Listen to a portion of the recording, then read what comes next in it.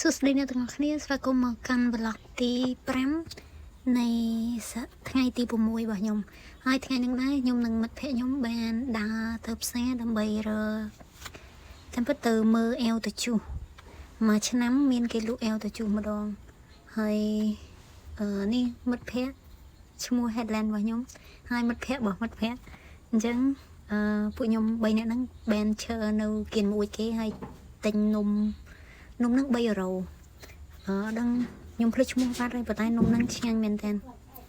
ហើយអានេះឃ្លីពេលខ្ញុំទៅឃើញឃ្លីមានអារម្មណ៍ថានឹកខ្មែរយើងតែថ្ងៃហ្នឹងដែរគឺផ្ទះគេនិយាយទៅអ្នកដែលមានកៅអៅទៅជុះកៅអៅ second hand លក់អញ្ចឹងគេដាក់លក់អញ្ចឹងហើយគេបើកតែមួយថ្ងៃហ្នឹងឯងដោយសារតែមួយឆ្នាំគេបើកតែម្ដងឯងឲ្យយើងហ្នឹងដើរមើលទិញកៅអៅឬក៏គេលក់របស់ចាស់ៗអញ្ចឹងហើយនេះផ្ទះអភិជនគេអញ្ចឹងគេរបស់តាំងទាំងអស់ហ្នឹងគឺតែរបស់គេដាក់លក់ហើយបើសិនជាយើងចង់ទិញយើងសួរតម្លៃគេម្ចាស់ផ្ទះគេនៅហ្នឹងហើយផ្ទះនេះធំមែនតើនៅស្រុកគេផ្ទះណាមានសួនច្បារធំអាហ្នឹងគេហៅផ្ទះអ្នកមានឯងបើផ្ទះអ្នកក្រពីច្រើនតែមកបន្ទប់មកឈប់ហើយអត់មានសួនច្បារអត់មានអីឯងហើយដីវាដីតិចឯងមកកញ្ញុចអត់ដូចយើងសវោដីហើយនៅនោះអ្នកដែលមានអានេះផ្ទះអ្នកមានដែរហើយទីធ្លាគេណាគេមានទីធ្លាណាគេមានសួនច្បារធំអាហ្នឹងសិតផ្ទះអ្នកមានហើយខ្ញុំមករើអែវទៅជួសដែរប៉ុន្តែខ្ញុំអត់បានទិញទេ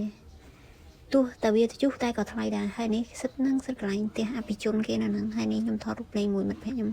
សូម្បីតែកញ្ចក់បែកហ្នឹងក៏គេដាក់លក់ហើយខ្ញុំអត់យល់ថាបើសិនជាទិញទៅគេយកធ្វើមិនអត់យល់ហើយ